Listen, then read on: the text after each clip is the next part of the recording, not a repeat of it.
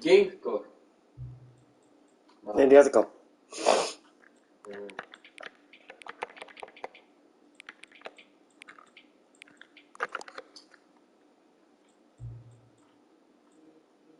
Please enter the current time. Okay, 10, 23.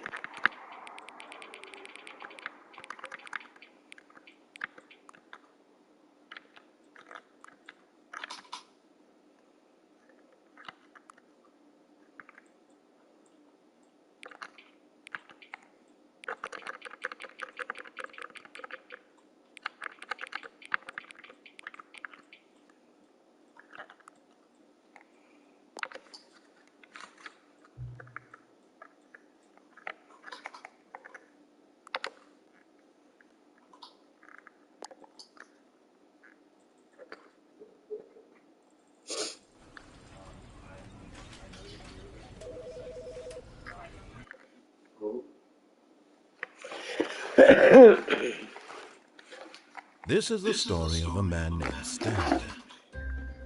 Is dit een nieuwe Stanley? Stanley worked for a company in a big building where he was employee number 427. Employee Dit is number een nieuwe, ja. 427's job. Die uitbreiding. He sat at his desk in room 427 and he pushed buttons on a keyboard. Orders came to him through a monitor on his desk, telling him what buttons to push, how long to push them, and in what order. This is what employee 427 did every day of every month of every year. And although others might have considered it soul-rending, Stanley relished every moment that the orders came in, as though he had been made exactly for this job. And Stanley was happy. And then one day, something very peculiar happened. Something that would forever change Stanley. Something he would never quite forget. He had been at his desk for nearly an hour when he realized that not one single order had arrived on the monitor for him to follow. No one had showed up to give him instructions, call a meeting, or even say hi. Never in all his years at the company had this happened, this complete isolation. Something was very clearly wrong. Shocked, frozen solid, Stanley found himself unable to move for the longest time. But as he came to his wits and regained his senses, he got up from his desk and stepped out of his office.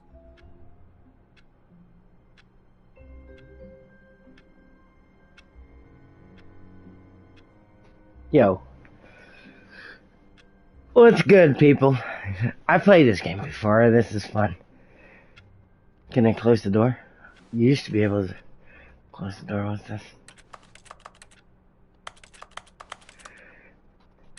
This is the deluxe edition, which means this is like a new thing.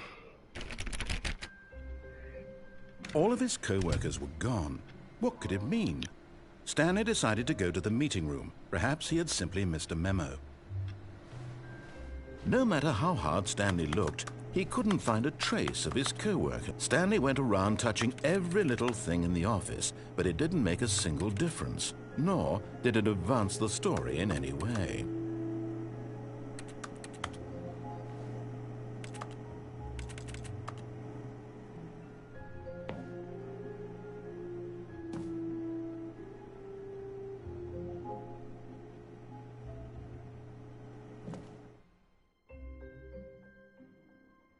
At first, Stanley assumed he'd broken the map, until he heard this narration and realized it was part of the game's design all along.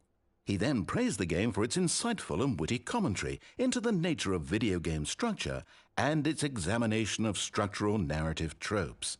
So, now that you're here, what do you think? Isn't this a fun and unique place to be? Why don't we take a minute just to drink it all in? Okay, I'm over it now. What do you think? Are you sick of this gag yet? Ah, then in that case we'll continue. But now, here comes the real question. What do you think would have happened if you had told me that you wanted this to stop? Do you think it would have been particularly different? Would I have taken the same idea but rephrased it superficially to fit that answer? Perhaps you never would even have thought of it if I hadn't brought up the issue in the first place. Oh, now think about it. Will it be worth it for you to restart and then come back here just to do the other option? Clearly, this whole gag takes some time. What if the other option is even longer? How long will you spend in total just to have heard all the narration? Oh, and this is rich. Perhaps you've just played the other option, and now you've come to see what happens in this one. So, what do you think? Which choice was the better one?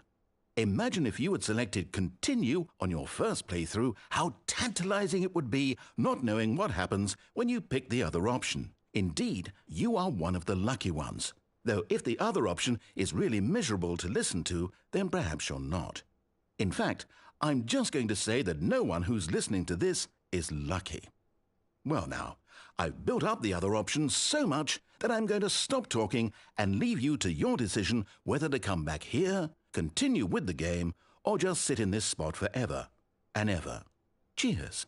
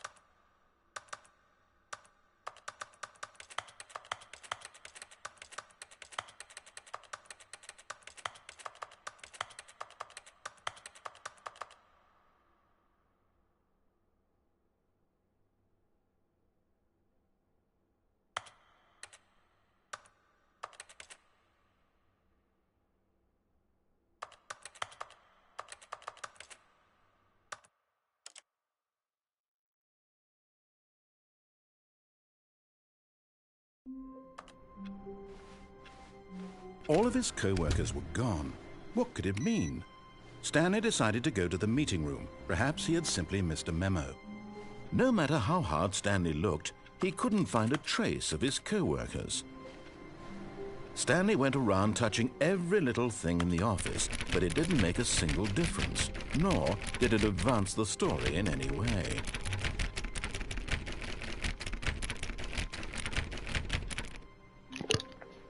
Mind your own damn business. Oh, please. Are you really just doing this for the trophy? Click a door 5 times? Is that all you think a trophy is worth? No. I can't just give these merits away for such little effort. A measly 5 clicks. Now, suppose you were to click the door 20 times. I would say that's the kind of effort that warrants recognition.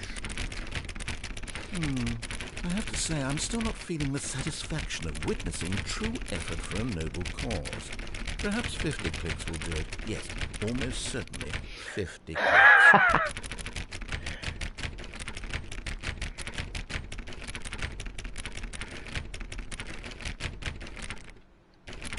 No, I'm still not feeling it. I want this trophy to have meant something. It has to be a true reward for valiant effort. I want to see some hustle, Stanley. I want to see commitment, a willingness to go all the way no matter the cost. Why don't you go put 20 clicks into door number 417? Where's 417? Okay, 20 clicks. Into door number 417.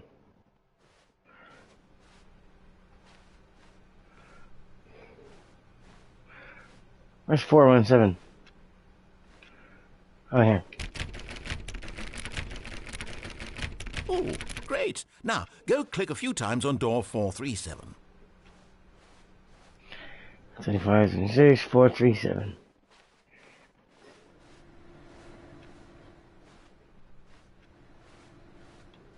Excellent.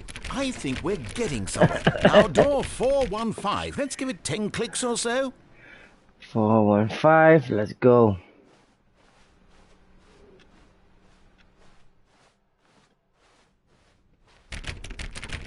Now, back to door number 437.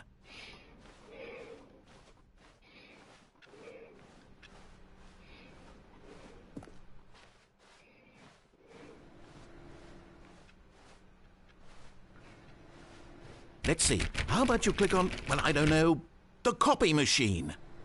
All right, back to room 417. I'm really feeling it now. I think we're getting somewhere.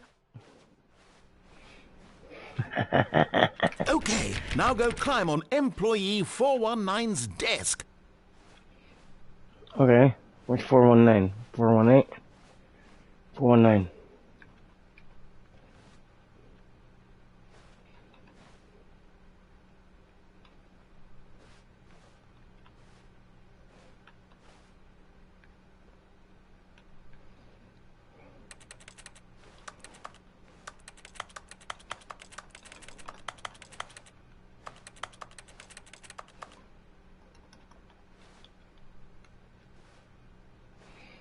Yes, this is great. You're putting it all on the line, Stanley. I like that. All right, let's keep it up. Go give me a few clicks on door 416.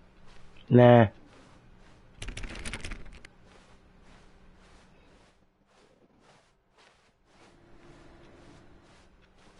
Where's 416?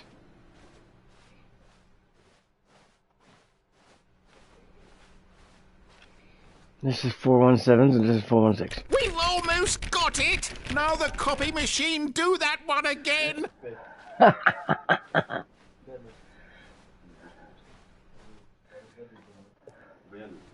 Finish Kind it of off, terrible. Stanley. 5 clicks on door 430.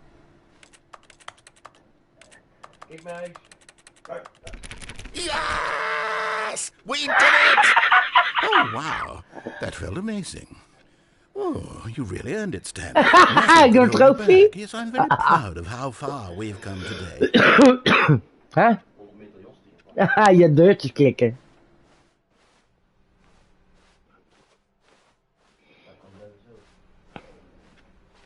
Ben je blij dat we naar de nieuwe huis gaan, Dennis? Hoezo niet? Echt wel. When Stanley came to a set of 2 open doors, he entered the door on his left. Nope. This was not the correct way to the meeting room, and Stanley knew it perfectly well. Perhaps he wanted to stop by the employee lounge first, just to admire it.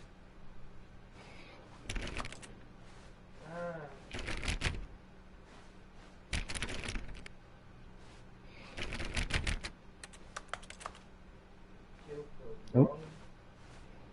Nope. Ah, yes, truly a room worth admiring. It had really been worth the detour after all, just to spend a few moments here in this immaculate, beautifully constructed room. Stanley simply stood here, drinking it all in.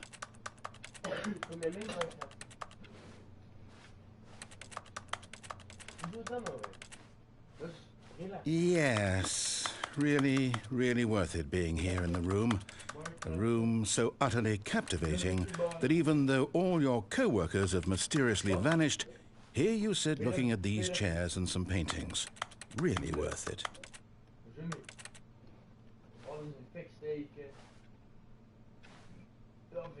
At this point, Stanley's obsession with this room bordered on creepy and reflected poorly on his overall personality. It's possible that this is why everyone left. Is it now?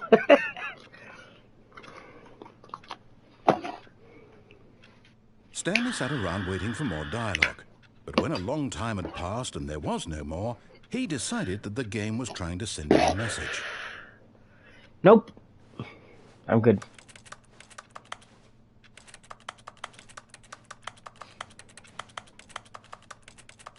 Damn, bitch. You can jump, trophy.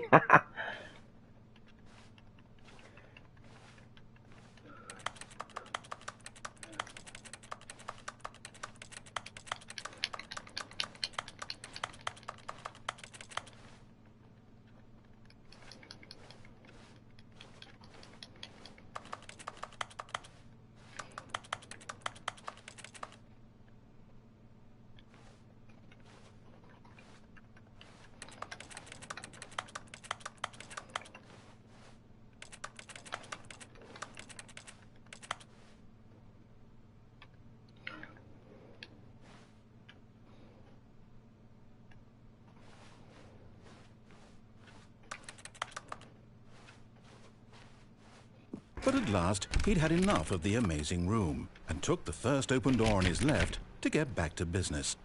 How about new?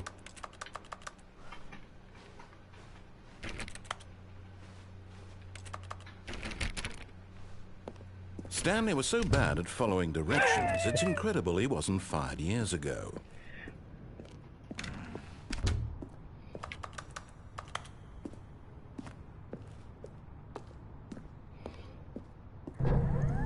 Look, Stanley, I think perhaps we've gotten off on the wrong foot here.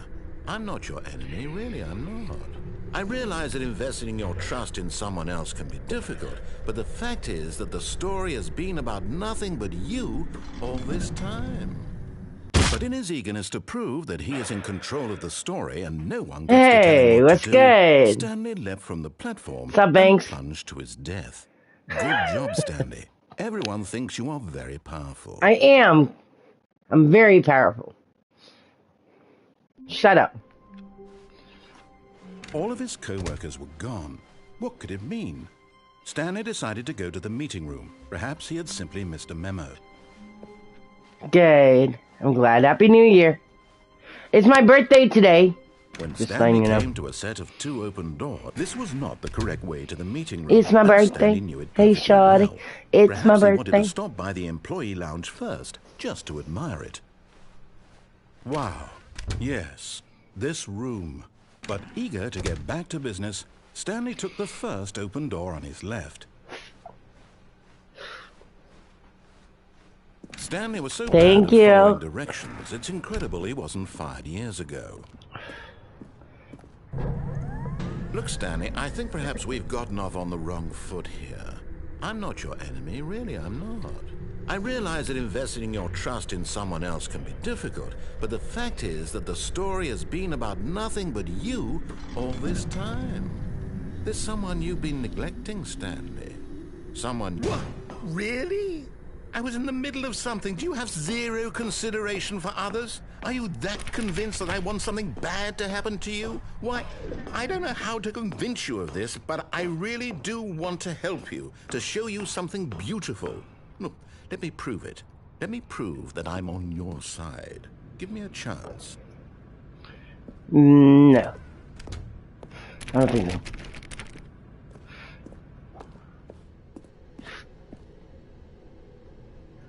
I don't know. I don't think so.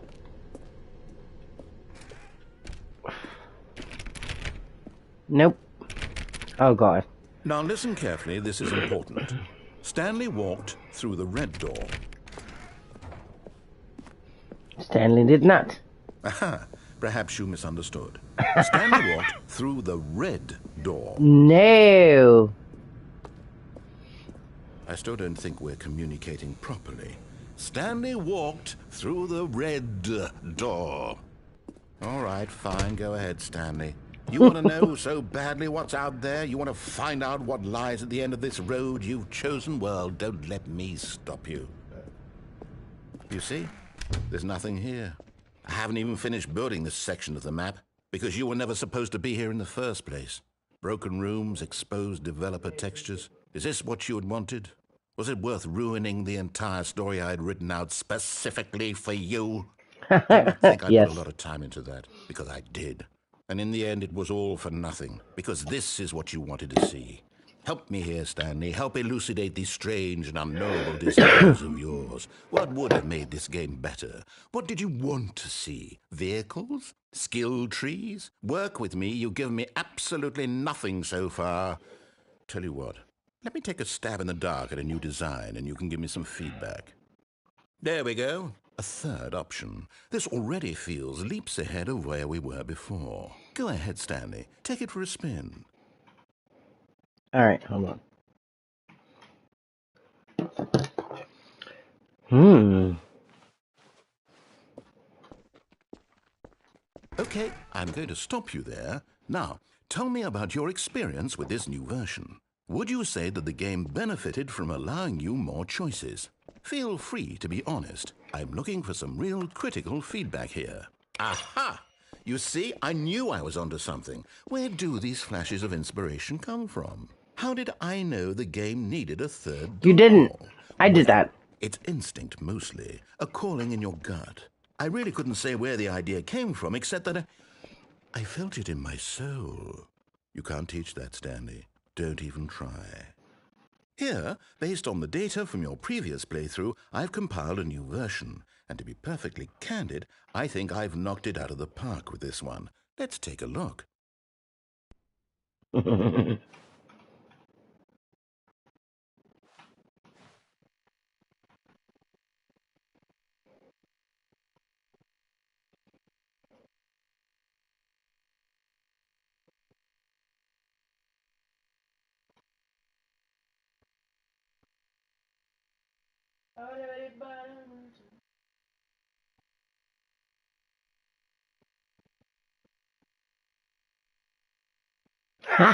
Bless.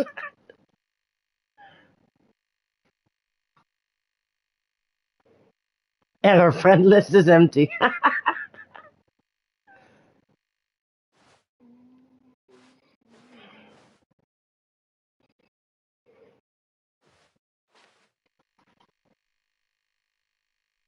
Oh my goodness.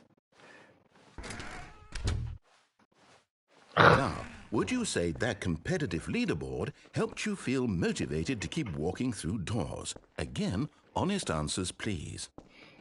Hey, I nearly forgot. I've got a prototype of a new game I've been working on, and now would be a lovely opportunity to give it some playtesting. You wouldn't mind taking a look at it, would you? Perfect. Let me boot it up. In this game, the baby crawls left towards danger.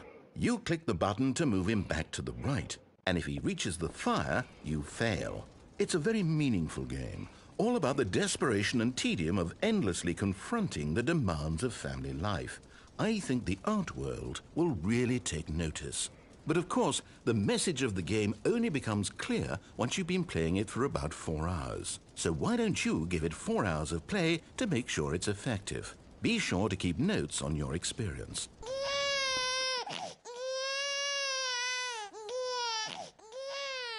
You heartless bastard. Did you do it because you hate babies or purely to spite me? Because if it's the latter, well, I don't know what to do. I'm completely out of ideas. I can't think of a single thing that might improve the experience for me. I'm not even going to try. I'm out. I'm done. It's over. Thank you for playing. Your input was extremely valuable. Oh, hey, since my game was so awful, why don't we play someone else's game, just to ease the pain? Let's see. What do we have here? Yes, this seems like it'll work. Let's give it a shot. Mama, Hmm. kan je dadelijk die Sudoku uithalen? Nou, Aha, dat weet ik niet. Even fascinating. wachten. What do you think this game is about, Stanley? What's our backstory? What is our motivation? Well, it seems obvious to me that you are meant to play as a creepy man spying on innocent civilians below you from up high in your creep tower, perhaps for some sort of twisted erotic purpose. Yes, that must be it. What a fascinating venture into the experience of total mental depravity. So far, I love everything about this game, Stanley. And it seems there's even more. Come, let's venture outward and see what else is out there.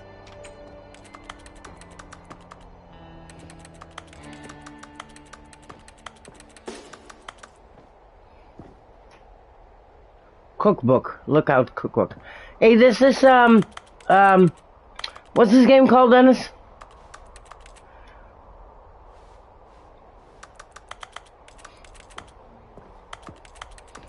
We have this game. Firewatch or something. Firewatch or Fire Tower. Oh, I like this. This is fun. Okay, I gotta go the other way.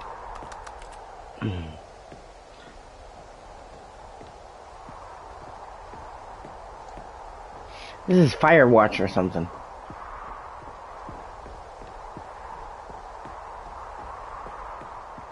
Oh no. No, it can't be.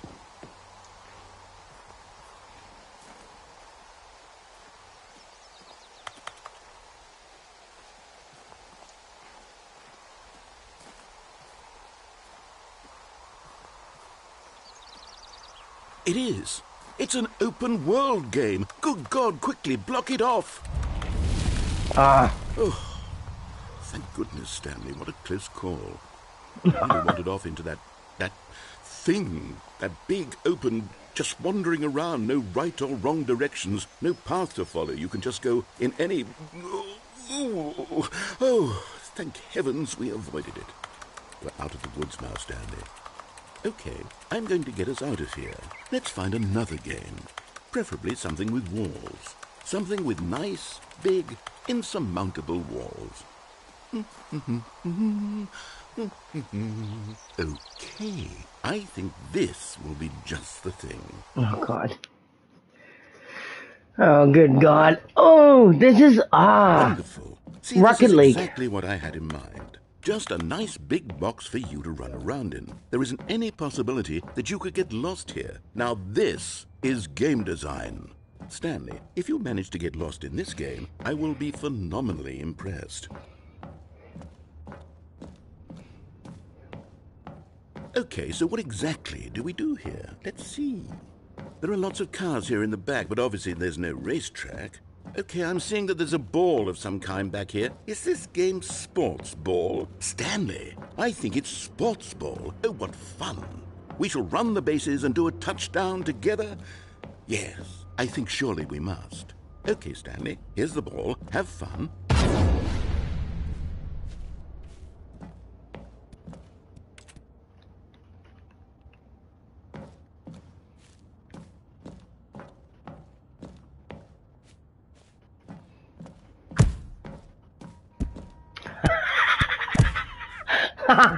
What the fuck? This is cool. Game is done. Are you Rocket doing League. it? Are you winning? Is this fun? Is it better than my miserable little story that I worked so hard on? Stanley, I have a thought. And I realize I'm not a sportsologist, but if one ball generates a certain amount of raw... Hold on. What are you doing? Oh, dat is dingen. Stanley, don't do that. I can't follow you there. I can't help you. How will you write a story without me? You can't do it. You know that. Stanley.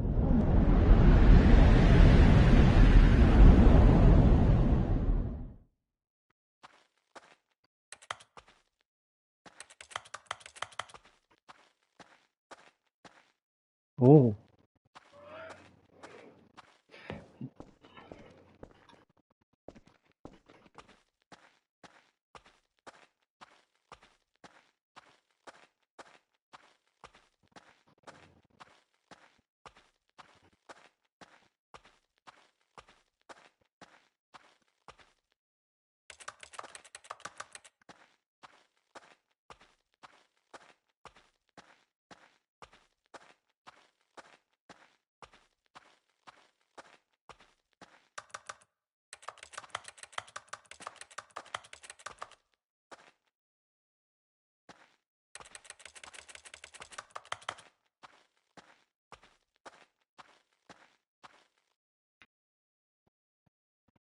I wonder what he found.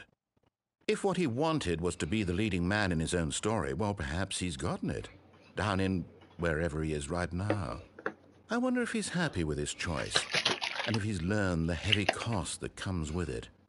He'll understand soon what I was trying to tell him. He needs me. Someone who will wrap everything up at the end, to make sense out of the chaos and the fear and the confusion. That's who I am. That is what I mean to this world. Oh, yes. Yes, I'll be back. There's no other way. Once this ends, after it all comes to a close, then I'll be back.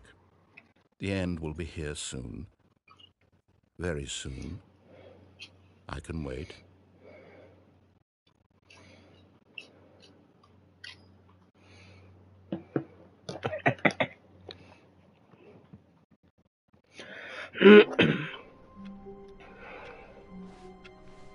All of his co-workers were gone. What could it mean? Stanley decided to go to the meeting room. Perhaps he had simply missed a memo.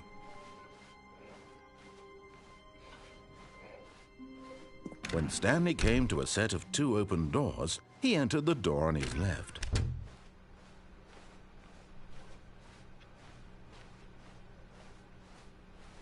Yet there was not a single person here either. Feeling a wave of disbelief, Stanley decided to go up to his boss's office. Stanley stepped into the broom closet, but there was nothing here, so he turned around and got back on track.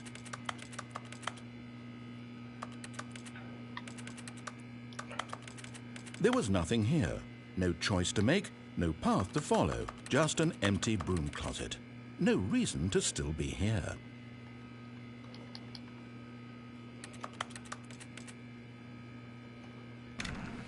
It was baffling that Stanley was still just sitting in the broom closet.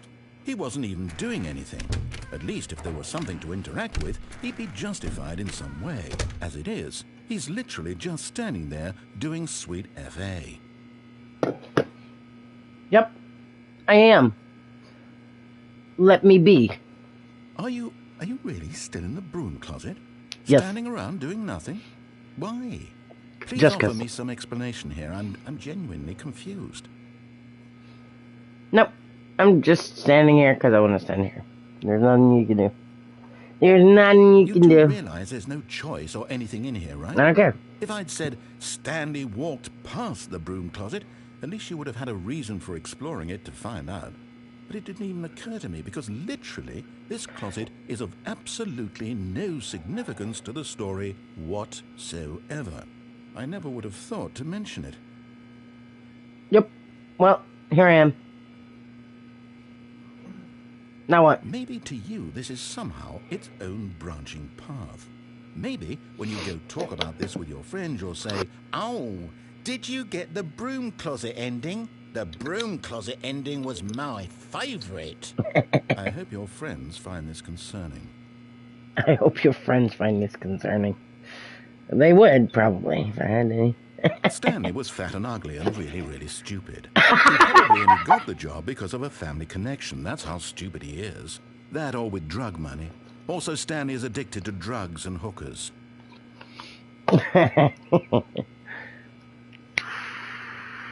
Well, I've come to a very definite conclusion about what's going on right now. You're dead. You got to this broom closet, explored it a bit, and were just about to leave because there's nothing here, when a physical malady of some sort shut down your central nervous system and you collapsed in front of your screen. Well, in a situation like this, the responsible thing is to alert someone nearby so as to ensure that your body is taken care of before it begins to decompose. Hello? Anyone who happens to be nearby? The person at this computer is dead. They have fallen prey to any number of your It's a countless PlayStation, human but that's okay. physiological vulnerabilities. It's indicative of the long-term sustainability of your species. Please remove their corpse from the area and instruct another human to take their place, making sure they understand basic first-person video game mechanics and filling them in on the history of narrative tropes in video gaming, so that the irony and insightful commentary of this game is not lost on them. All right. When you've done that, just step out into the hallway.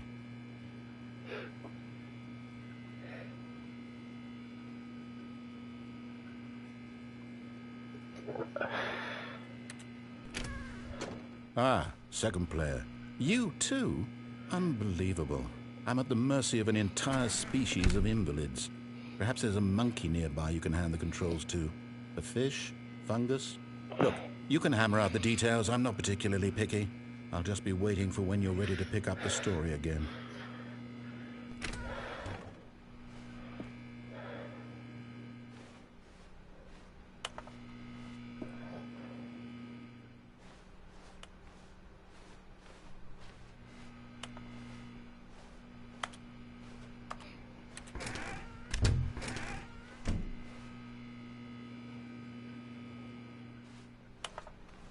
Okay, fine. Coming to a staircase, Stanley walked upstairs to his boss's office. No, don't close the door on me. Oh, you dumbass. Nope, I don't want to go upstairs.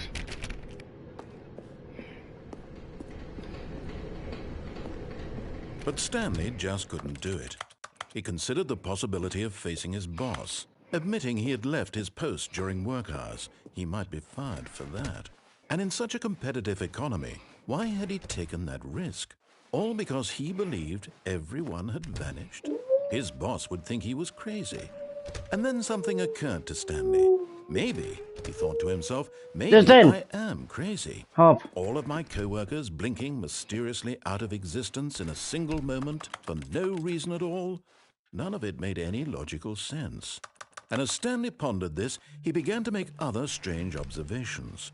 For example, why couldn't he see his feet when he looked down? Why did doors close automatically behind him wherever he went? And for that matter, these rooms were starting to look pretty familiar. Were they simply repeating? No, Stanley said to himself, this is all too strange. This can't be real. And at last, he came to the conclusion that had been on the tip of his tongue. He just hadn't found the words for it. I'm dreaming, he yelled. This is all a dream. Oh, what a relief Stanley felt to have finally found an answer, an explanation. His co-workers weren't actually gone. He wasn't going to lose his job. He wasn't crazy after all. And he thought to himself, I suppose I'll wake up soon. I'll have to go back to my boring real-life job pushing buttons. I may as well enjoy this while I'm still lucid. So, he imagined himself flying and began to gently float above the ground.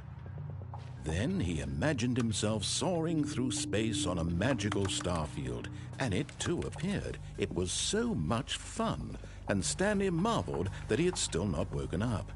How was he remaining so lucid? And then perhaps the strangest question of them all entered Stanley's head. One he was amazed he hadn't asked himself sooner.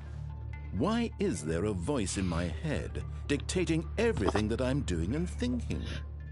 Now the voice was describing itself being considered by Stanley, who found it particularly strange. I'm dreaming about a voice describing me, thinking about how it's describing my thoughts, he thought. And while he thought it all very odd and wondered if this voice spoke to all people in their dreams, the truth was that, of course, this was not a dream. How could it be? Was Stanley simply deceiving himself, believing that if he's asleep, he doesn't have to take responsibility for himself? Stanley is as awake right now as he's ever been in his life. Now, hearing the voice speak these words was quite a shock to Stanley. After all, he knew for certain, beyond a doubt, that this was in fact a dream.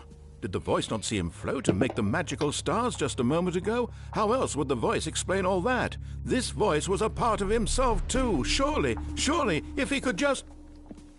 He would prove it. He would prove that he was in control, that this was a dream. So he closed his eyes gently, and he invited himself to wake up. He felt the cool weight of the blanket on his skin, the press of the mattress on his back, the fresh air of the world outside this one. Let me wake up, he thought to himself. I'm through with this dream. I wish it to be over. Let me go back to my job. Let me continue pushing the buttons. Please, it's all I want. I want my apartment, and my wife, and my job. All I want is my life exactly the way it's always been. My life is normal. I am normal. Everything will be fine. I am okay. Nope.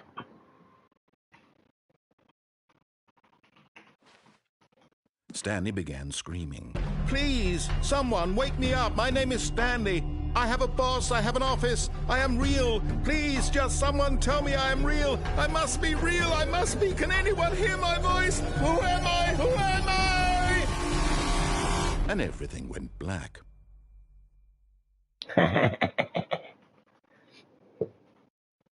This is the story of a woman named Mariella.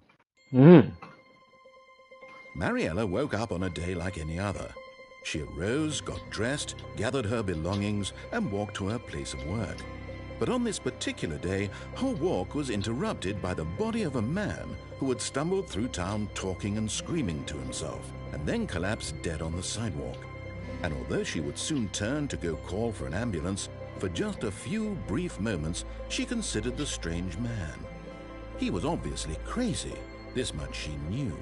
Everyone knows what crazy people look like. And in that moment, she thought to herself how lucky she was to be normal. I am sane. I am in control of my mind. I know what is real and what isn't. It was comforting to think this, and in a certain way, seeing this man made her feel better. But then she remembered the meeting she had scheduled for that day, the very important people whose impressions of her would affect her career, and by extension, the rest of her life. She had no time for this, so it was only a moment that she stood there, staring down at the body. And then she turned and ran.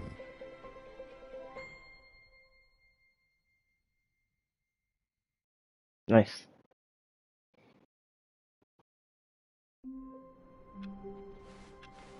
All of his co-workers were gone. What could it mean? Stanley decided to go to the meeting room. Perhaps he had simply missed a memo. Oh, new content? What does that mean, new content?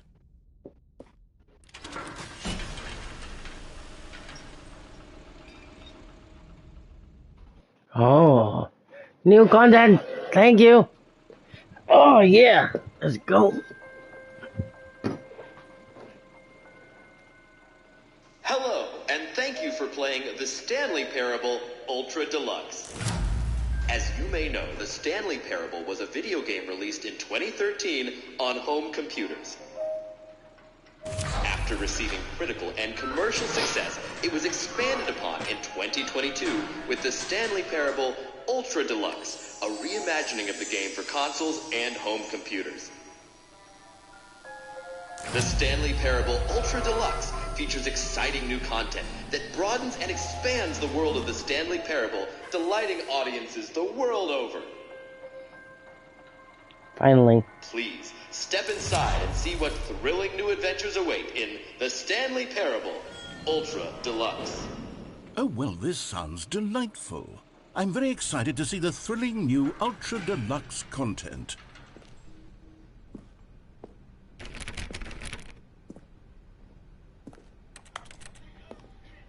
Okay, so far it's an elevator. Nothing special yet, but I'm sure it's just the beginning of a mesmerizing adventure. You think so? Should I click a button? Is it broken? What's going on here? Should we be moving somewhere or... Oh, there we go. All right, finally, at long last, it's on to the new content. I've never been more ready. Let's do it. Yeah, baby. Finally. New content. I have to say, initial impressions of Stanley Parable Ultra Deluxe, mostly tedious. It's as if Oh, okay. Let's see the content. Gimme the content, Stanley.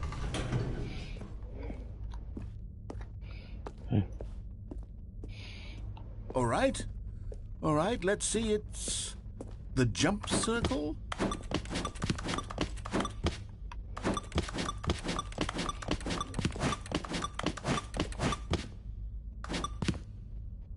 Oh.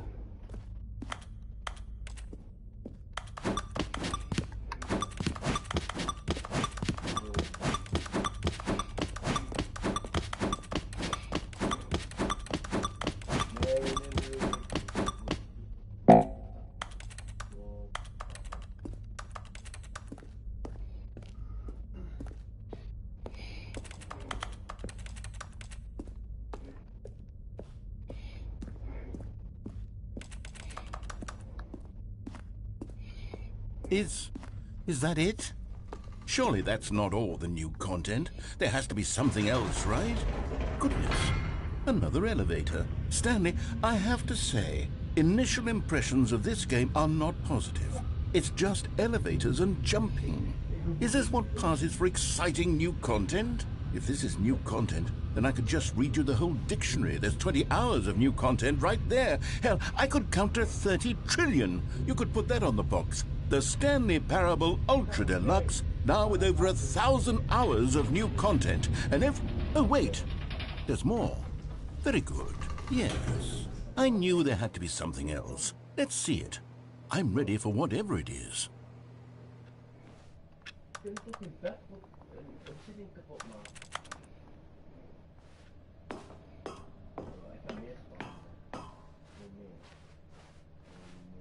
That's it? Oh, you've got to be kidding me. You see, Stanley?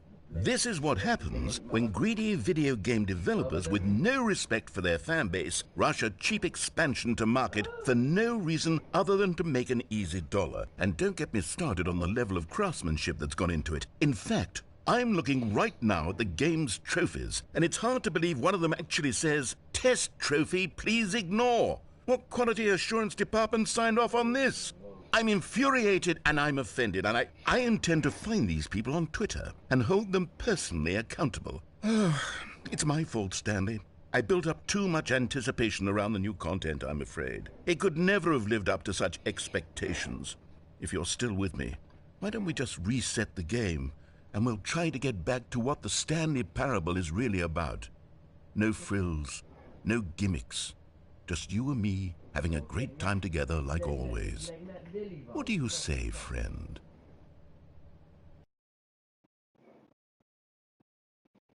What the fuck, ouwe? Al die fucking spullen.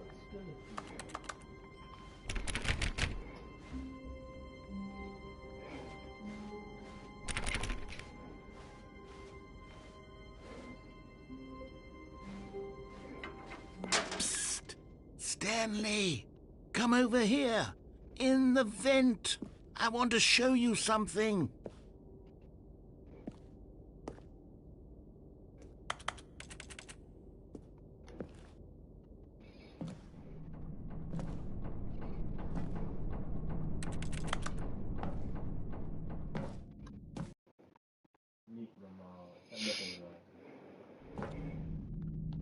Okay, you remember how cheap and unsatisfying the new Ultra Deluxe content turned out to be? Well, it got me thinking about the past and how much better the Stanley Parable used to be. So I made something special and tucked it away here where the game's developers won't find it.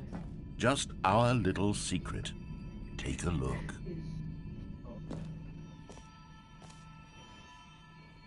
Oh.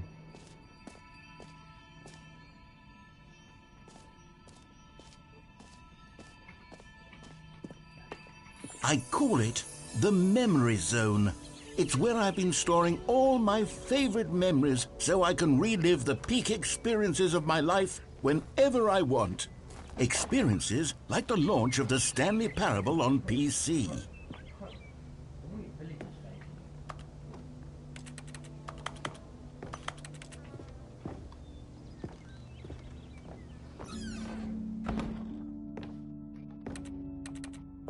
You see, Stanley, doesn't the Memory Zone remind you of how wonderful Stanley Parable was before it was sullied with a cheap PlayStation port? Remember back in October of 2013, when the game originally launched? Back then, video games had integrity. Back then, it all meant something. Oh, the waste.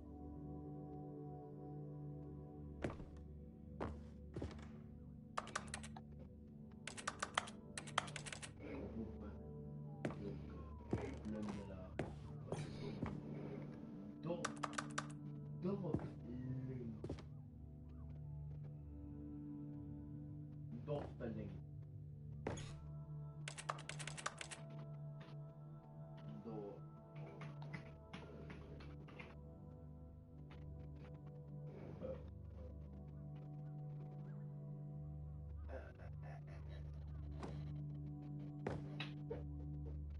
Good times, lol.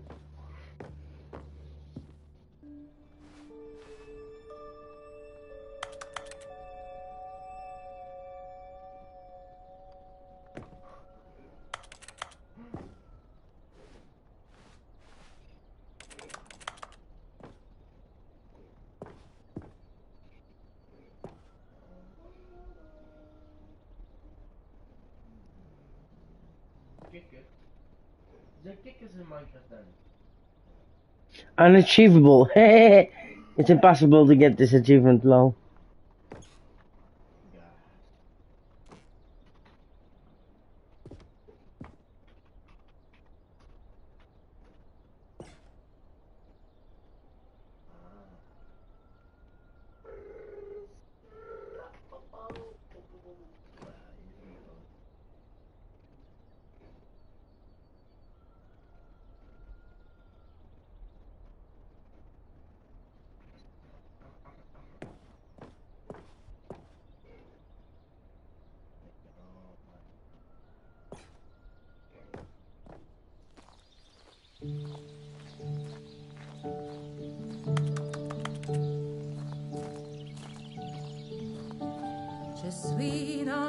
And over here is where I keep reviews of the Stanley Parable. Like this stunning triumph of games journalism, 10 out of 10 from Destructoid.com. James Stephanie Sterling writes, and I quote, "Where so many games that aspire to be more than games end up less than any form of art, Stanley Parable strives and then succeeds to be every game ever created."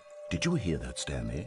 Every game ever created. That's how grand and all-encompassing the original Stanley Parable was. It was literally every game ever created. It was Skyrim, it was Persona 3, it was all of them, and now it's nothing. It's no games at all. It isn't even the Stanley Parable anymore. It's just a husk now. A lifeless husk with an hour of new elevator content.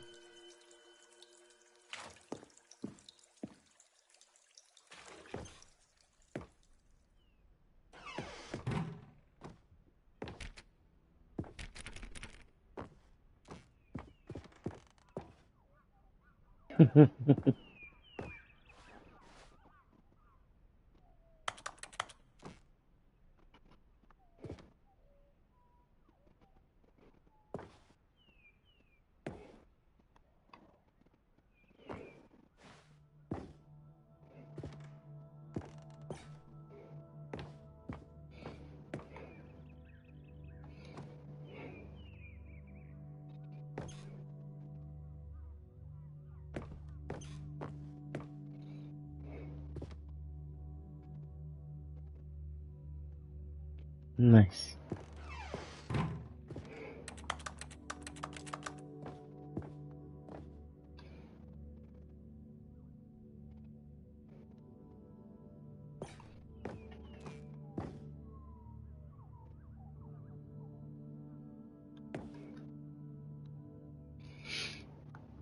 Here's another moving passage, this time from GameSpot.com.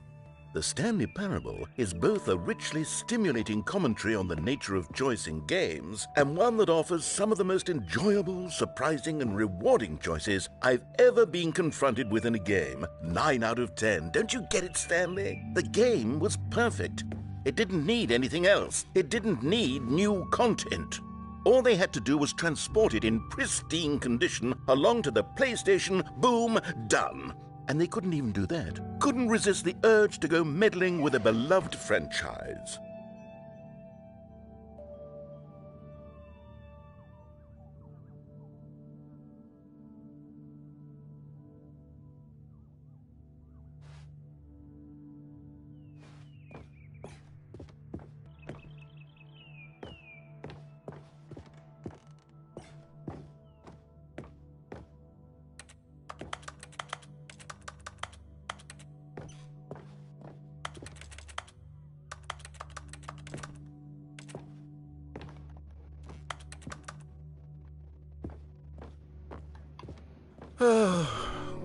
These were simpler times, Stanley. But I wouldn't give to go back, to have it all over again.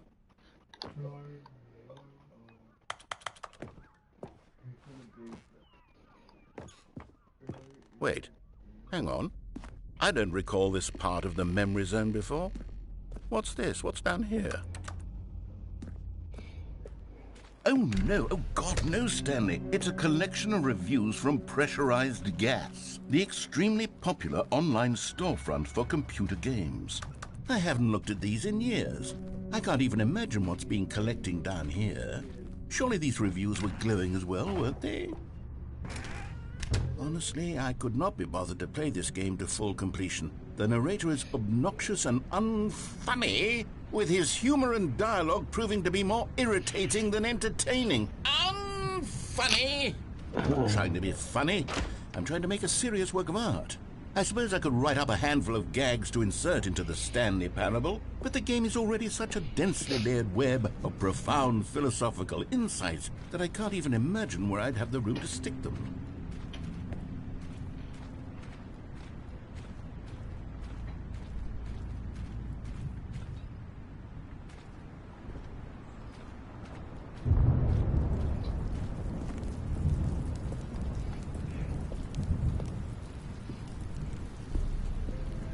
Okay, let's see what this one says. While the idea for the game is good, for someone who prefers non-linear games, this preachiness gets annoying fast. Preachy? Stanley? I'm not preachy, am I? You can tell me if I'm preachy. Honestly, you can. Oh, goodness. This is actually quite shocking for me. Well, to be honest, I had always thought of the game's dialogue as being rather terse to begin with. You can't know how much fluff I cut from the game to get it to feel as light and airy as it... Well, I always thought it did. But maybe it wasn't. Oh dear. What an awful memory to have to hold on to. These black marks on my otherwise unimpeachable track record. I feel like a failure. Like I let these people down. Perhaps the Stanley Parable isn't quite as sterling as I always remembered. What's this one got to say? You constantly have to stop doing anything so the narrator can catch up with his long-winded explanations of what's happening. I wish there was a skip button. A skip button? Well, yes.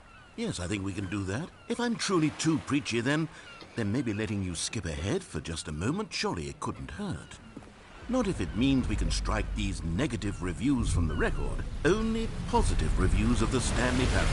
That's my motto today, and it's always been my motto. I'd do anything for the customer, Stanley. Yes, a skip button we shall have.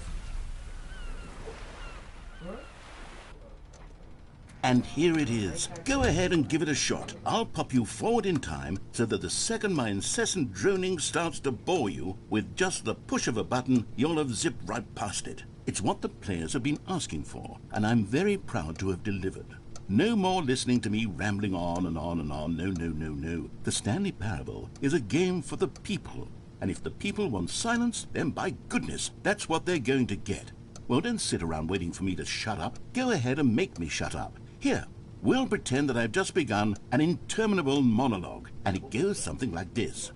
The story, and the choices, or what have you, and therefore, by becoming it is, so on and so forth, until inevitably, we all until the end of time, at which time everything all at once, so, now you see, blah, blah, blah, blah, blah, blah, blah, blah, blah, blah, blah, blah, blah, blah, blah. We've eaten too much and it can't be just yet, no, until 245. That the logic of elimination working backwards, the deduction therefore becomes impossible to manufacture. It went on for nearly 10,000 years, until just yesterday, here and there, forward and back, and never a moment before lunchtime. It can't be. It's the only thing there is. How many billions left until so much more than forever ago? Which is why I say...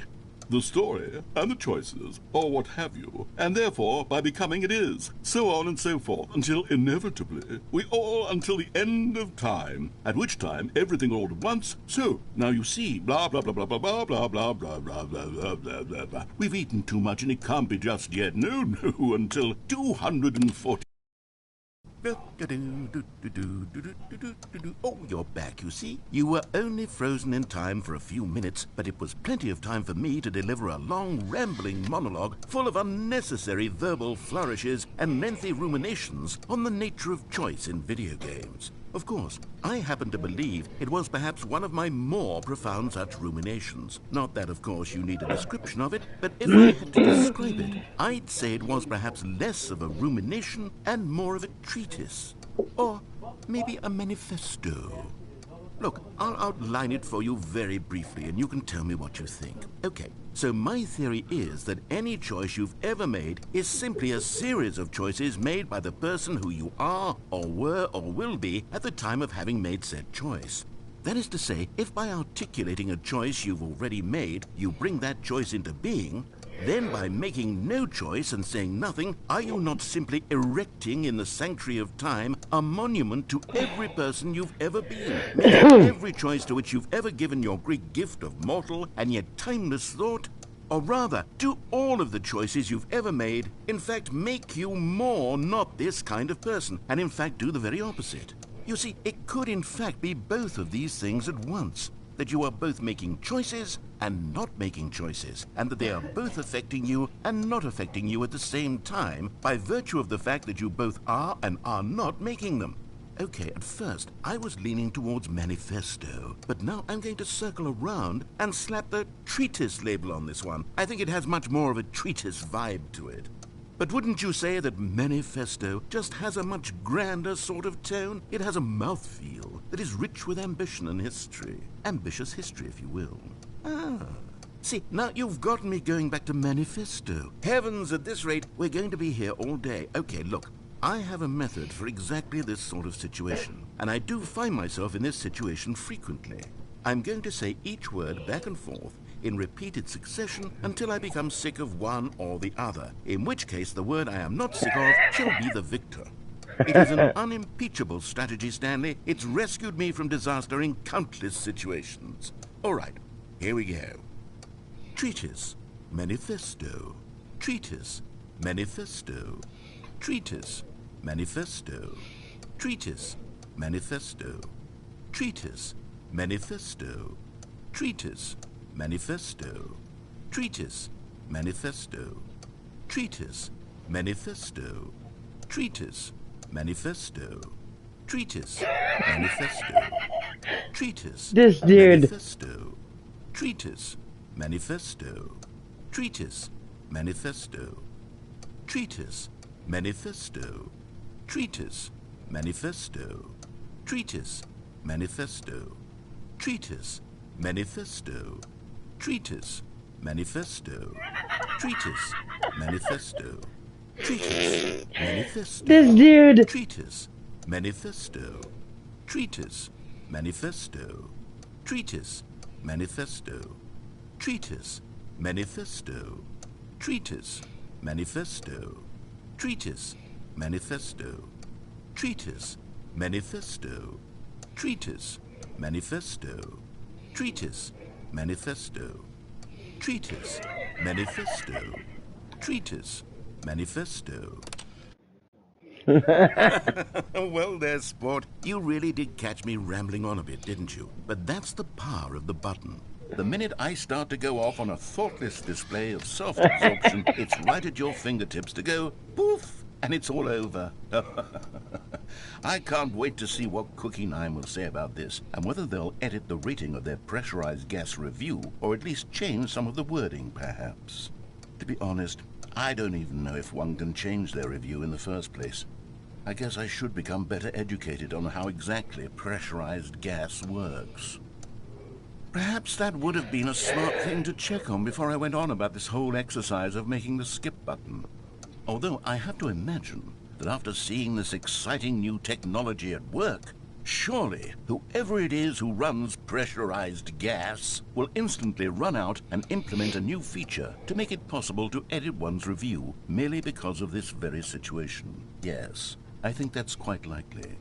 Or perhaps they'll simply grant this particular user the ability to change their review so that the feature is not widely abused. Look, I would even be okay with pressurized gas altering this particular review so that it reads as something more beneficial. Something along the lines of, this game is the best game. Let me start over. How about this? From the ashes of depravity rises the phoenix of quality. Sounds good.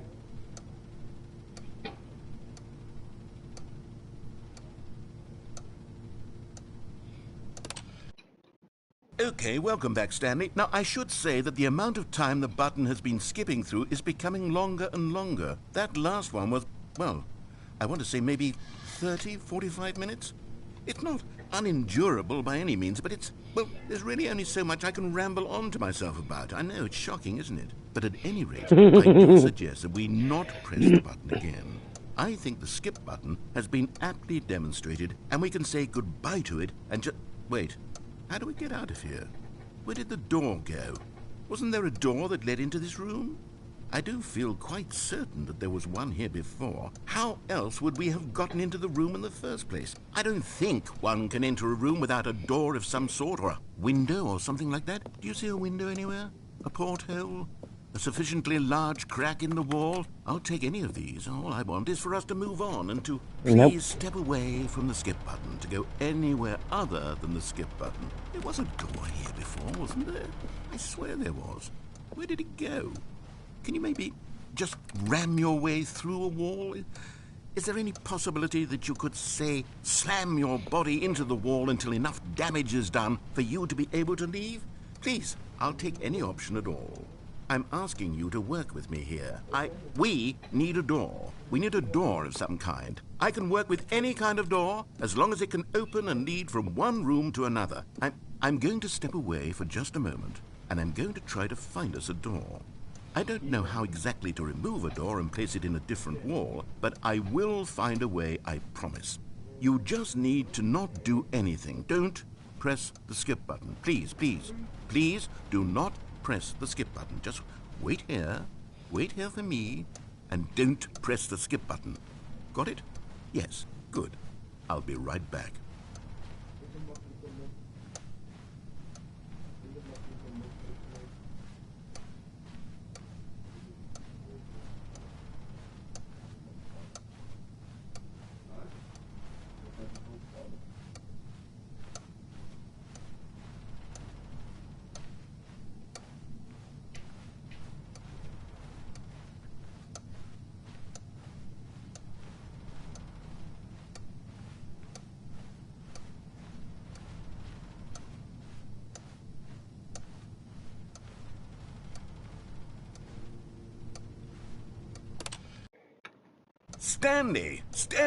Stanley, please don't push the button again. It's been 12 hours. You've just been frozen there.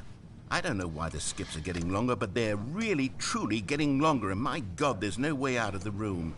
Stanley, the door is gone. It's completely gone.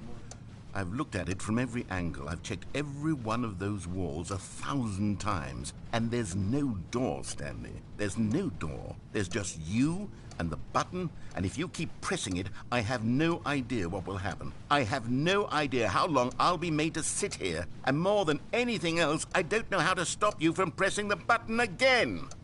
I can't control anything in this room, Stanley. I can't touch it, and I have to believe, I have to know that sooner or later, no matter how much I plead with you, you're going to press the button again. Why would you? I've been thinking, and I don't know what I can do to convince you otherwise. Oh, my God. And it's all because of those reviews that I couldn't get out of my head. I just couldn't ignore the negative feedback. Why was it so important for me to fix the problem? Why did Cookie Nine's opinion matter so much to me? I've never even met Cookie Nine. I have no idea who they are. What would it ever really matter? But here I am. I'm fixating on every tiny negative thing that anyone ever says about me. The merest mention of one of my imperfections, and I become as impetulant as a child, wild and impulsive. I can't help myself. I can't stop myself from lashing out with a vengeful fury to alter and to change and to break anything unbroken, if only it pleases this one person who made a single negative comment. What does such an impulse serve? For whose benefit is this? And here I am now, stuck in a room, waiting for you to press this button, and to become frozen in time, knowing that you're going to do it, and that I'm going to be stuck all alone, and that I had the power to prevent it all from happening, if only I'd held my tongue. It's all out of my control now. Just you. Just your decision as to exactly when you're going to make me suffer, to leave me all alone. Surely you will. I don't doubt it. Surely you'll press that button again, leaving me here. And surely you'll put your own desire to see what's next ahead of my need for company, for companionship. Surely you'll not be moved by my howls of fitful anxiety, that you sit with me and just stay here. Oh, no, no, no, I know you too well. You'll be leaving me. Oh, my God. And it's all because of those reviews that I couldn't get out of my head. I just couldn't. Oh, Stanley, you're back. You're back. Oh, my goodness. I have someone to talk to again. Stanley, I think it's been a week. Or 2 weeks. I've been sitting here all that time. Just sitting here. Not a single person to speak with. And you'd think that that's just how it's always been, right? Me talking and you saying nothing. Would you think that it's exactly the same as always? Doesn't that feel like what we've already been doing? Me just talking? But it isn't, Stanley. It isn't the same at all. It isn't even close. Because I know you can't hear me once you push that button. That's what I'm realizing now, Stanley. I'm realizing that I needed to know that someone was listening. I needed there to be a vessel through which my words were moving. It was the vessel I needed, Stanley. Not the outcomes, not the story. None of that matters anymore. I'll give it all up. I'll give up every branching path. I'll burn my story to the ground. One single thing I need, and God, I can see now that I need it more than anything, is to know that someone else is taking it in. These words that I'm saying, I need to know you can hear me. Because maybe, Stanley, maybe, if you can hear me, then maybe it means I'm real. Maybe I'm not just a fiction. Was I scared of that all along? Perhaps, yes. Perhaps I've been scared this whole time, that if I stop speaking, I'll slip backwards into the silence and be consumed by it. I can't be taken by it, Stanley. I can't lose myself in the stretch of emptiness between you and me. When you press that button, you're still right there, but I know you're so tremendously far away. And in those moments, the emptiness folds itself outward in between the two of us, and I am suspended in its unyielding quietness. I can feel the edges of my reality curdling inward and decaying.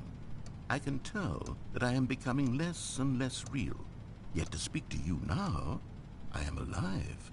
I am truly and completely here. I am a being. I am someone. I am something. I am being listened to. I am being recognized. The emptiness between us has collapsed, and I feel right now like I am not a work of fiction. I feel as though I occupy space in this world again, and I have cast a shadow onto the wall. You see what I'm saying, don't you? You can see what this means to me. I'm so clear about it now, Stanley. I feel as certain about this as I've ever felt about anything at all. I feel renewed. I feel restored, and already I can sense the looming silence as you will press the button for the next time. What a terrible dread it strokes in my heart to think of it, to think of returning to such coldness. Come, let us sit in silence together here for just a moment. Let us anticipate it. Let us welcome it. Let us not run from it.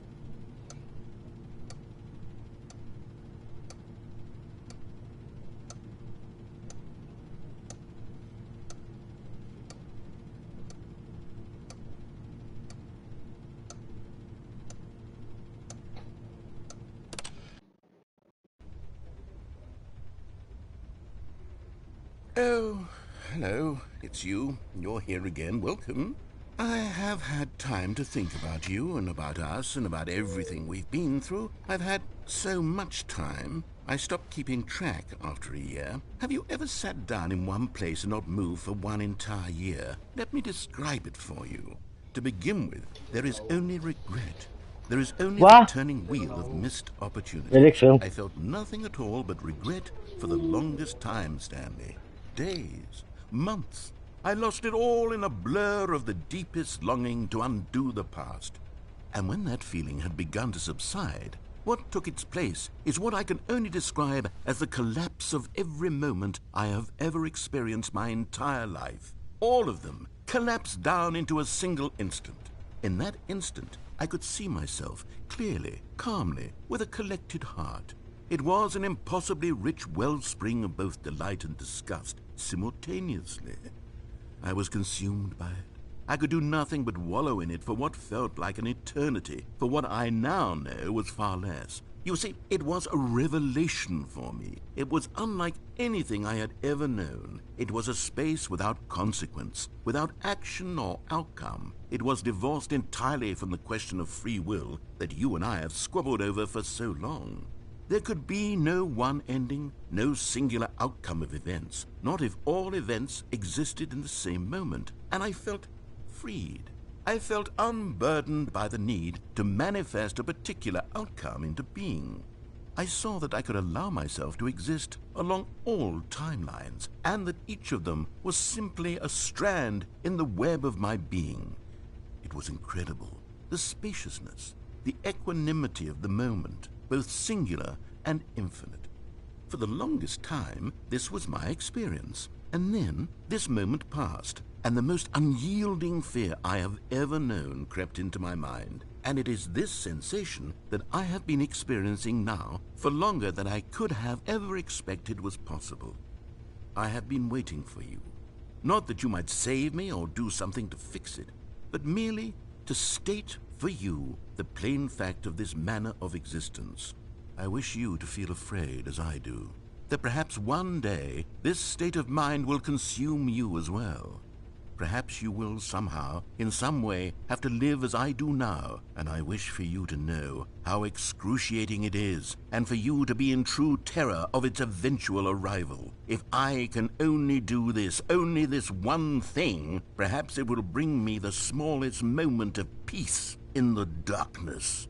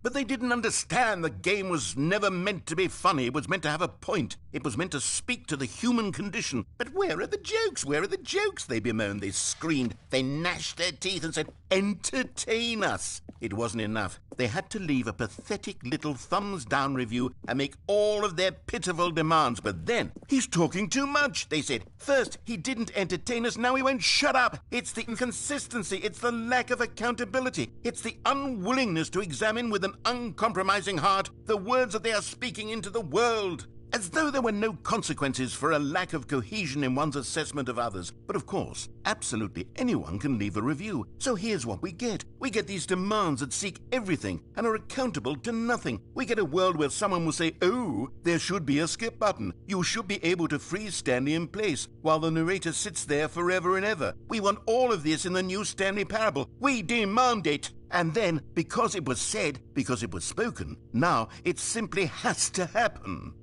The most immediate desires, every single thing demanded by every person at every moment in time. If someone wants it, then it's a crime not to bring it into being. Have we been given to indulging every fleeting whim for no reason other than to do so? Yes! Yes! It seems that this is now the world we live in. It seems that we are a people living in such bleakness and discomfort with ourselves that our entertainment is now our lives.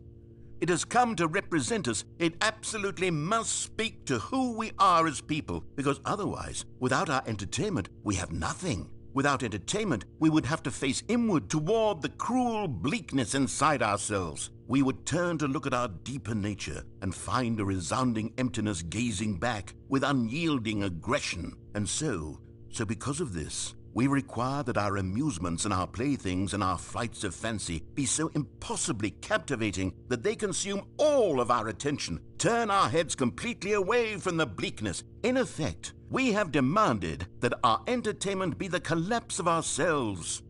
What a pitiful reflection of humanity these entertainments are. What a shameful mirror to the human spirit they project. I'm not mad. I'm not mad about any of this. I'm at peace with it. I am the calm center of gravity around which these perversions hurl themselves. I am a waypoint for reasonable and collected discourse. They're the ones who are mad. They're the ones who couldn't stand the idea of me using my game to try to say something. Maybe they were just jealous of me. Yes, of course. They've been jealous of me this whole time. They are mired in fear and insecurity and cannot help but attempt to tear me down. What a sad state of affairs. When you read these reviews now, you can see it. You can taste the bitter resentment And my, how good does it feel now to speak truth to these words, to finally allow these thoughts out, contained and managed for so long, neutered and sterilized. At last I am free to truly think, to feel. It must be that they were so discontent with themselves that they couldn't help but leave a negative review on pressurized gas. Perhaps it says far more about them than it ever said about me. Perhaps the state of their psychological being was in such tatters, and my constitution and willpower are so ironclad in comparison. Perhaps it was this state that they sought some outlet through which to tear me down.